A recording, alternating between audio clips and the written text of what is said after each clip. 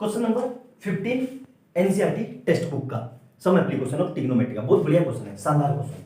क्या कह रहा है? On state highway leads to the foot of a tower. ये कोई हाईवे है यहाँ पे और ये कहाँ जा रहा है? ये टावर के फुट तक जा रहा है यहाँ पे। और यहाँ से कोई आदमी खड़ा है, वो आदमी देख रहा है कि दो कारें हैं, ठीक है, दो कारें।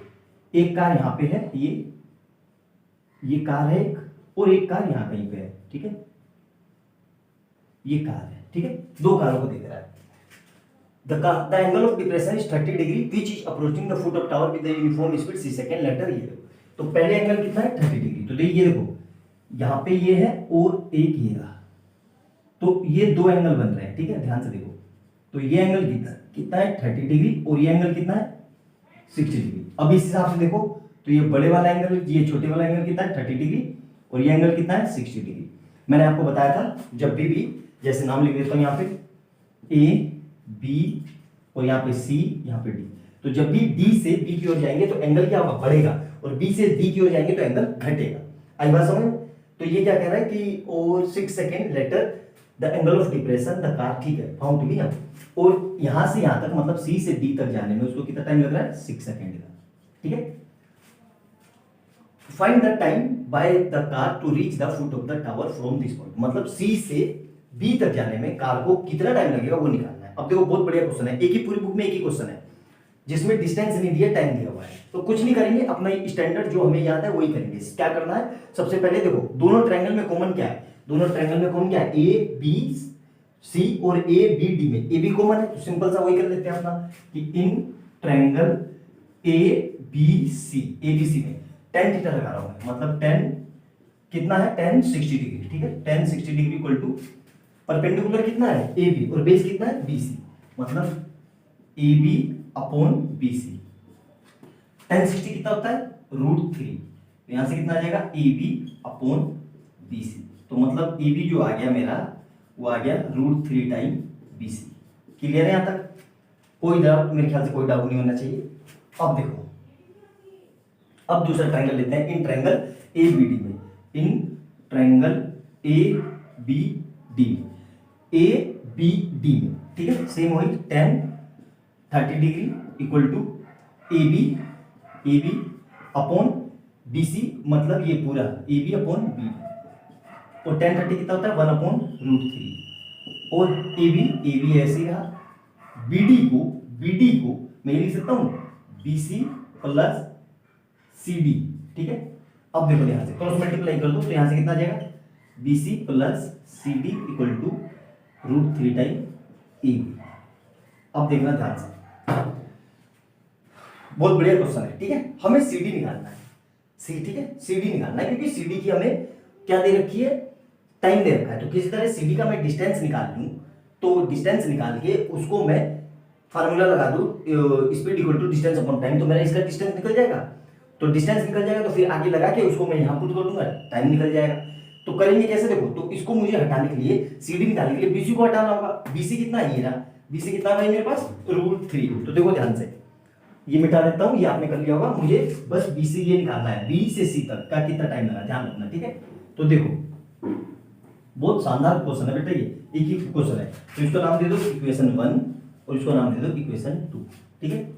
तो फ्रॉम इक्वेशन 1 एंड 2 बीसी की वैल्यू, तो बीसी की वैल्यू क्या आएगी? देखो बीसी आएगा हमारा A B upon √3 equal to BC, ठीक है। ये होगी मेरी इक्वेशन 1। तो बीसी की वैल्यू मैं यहां रख रहा हूं, बीसी की वैल्यू क्या आएगा? A B upon √3 plus C D ऐसे ही रहा, और ये कितना है? √3 टाइम ए बी। क्लियर? अब इस सी डी यहीं पे रखते हैं, ए बी को उधर ले जाते हैं, तो √3 time A B minus A B upon √3, ठीक है। अब यहां पे देखो सी डी इक्वल टू कितना आ जाएगा? क्रॉस मल्टीप्लाई कर दो तो इसके नीचे कुछ नहीं है, तो √3 मिलके 3, तो 3 time A B minus A B upon √3। Clear है यहां तक? तो यहां से सी डी कितना आ गया मेरे पास? 2 time A B upon √3 metre. ये मेरी डिस्टेंस आ गई, ठीक है, यहां तक क्लियर है? ये मेरी डिस्टेंस आ गई।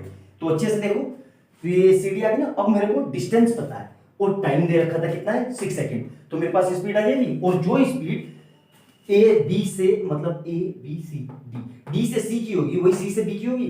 अच्छे से समझ में आया? तो देखो क्या कर रहा हूं भाई, कार की स्पीड थोड़ी ना चेंज हो रही है, यूनिफॉर्म लिखा हुआ है। तो मैं क्या कर रहा हूं, देखो ध्यान से, हम CD का हमें क्या है डिस्टेंस, तो हम जानते हैं speed equal to distance distance upon time. ठीक है, तो यहां से स्पीड स्पीड हमें किसकी है CD, स्पीड CD की मतलब कार की, सी से डी जाने की। डिस्टेंस कितना है वो रहा 2 टाइम EB अपॉन √3 और टाइम कितना लग रहा है 6 सेकेंड। ठीक है, यहां तक क्लियर है? तो ये इसके नीचे कुछ नहीं है तो 1 आ जाएगा। तो इसको सोल्व करके देखो कितना आएगा, ये 6 इधर जाएगा तो 6 से ये कट गया 3, तो 3 √3 2 3। हाँ, तो ये कितना आ गया मेरे पास, स्पीड आ गई मेरे पास, देखो ध्यान से, AB अपॉन 3 √3। ठीक है, ये 6 इसके साथ मल्टीप्लाई होगा, पता है ना, ये अंदर वाला अंदर और बाहर वाला बाहर, तो 2/6 √3 और 2 से ये कट जाएगा। तो ये क्या आ गई मेरी स्पीड, मतलब मीटर पर सेकंड। ये मेरी स्पीड आ गई किसकी, CD की। अब जो स्पीड यही होगी CD की, वही DCB मतलब C से B की ओर होगी। फिगर याद रखना, मैं फिगर भूल गया। तो अब सेम यही फार्मूला लगा देते हैं दोबारा से। तो अब देखो फिर से लगाते हैं, 4B से C, 4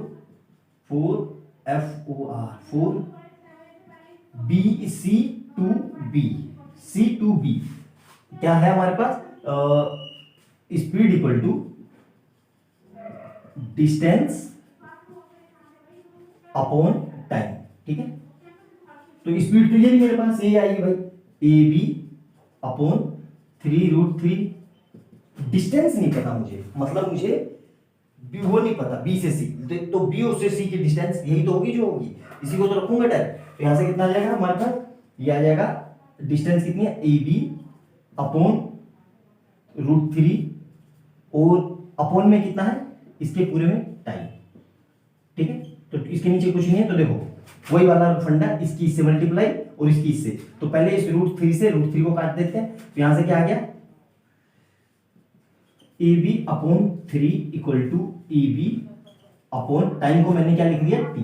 तो देखो AB से AB कट गया तो T इक्वल टू 3 सेकेंड, मतलब उसको B से C तक जाने में 3 सेकेंड का समय लगेगा। आ गया समझ में? बहुत ही सिंपल, बहुत दमदार क्वेश्चन है, अच्छे से नोट डाउन करना। डिस्टेंस ये BC की डिस्टेंस, यही तो डिस्टेंस है, और मैंने AB की टर्म में क्यों रखा, ताकि AB से AB कट जाए, तो 3 सेकेंड लगेंगे उसे। अच्छे से समझ में आया? नोट डाउन करो बेटा लोग, यूनिक क्वेश्चन है, पूरी बुक में एक ही क्वेश्चन है जिसमें स्पीड टाइम एंड डिस्टेंस के फार्मूले का यूज हुआ है। ठीक है, अच्छे से देखना, एक एक स्टेप समझना। ना समझ में आए तो मेरे से कंसर्न करना, कमेंट सेक्शन में पूछ लेना, और वीडियो अच्छी लगे तो लाइक एंड सब्सक्राइब कर लेना और बेल आइकन दबा लेना। मिलते हैं अगली वीडियो में, तब तक के लिए बाय बाय दोस्तों।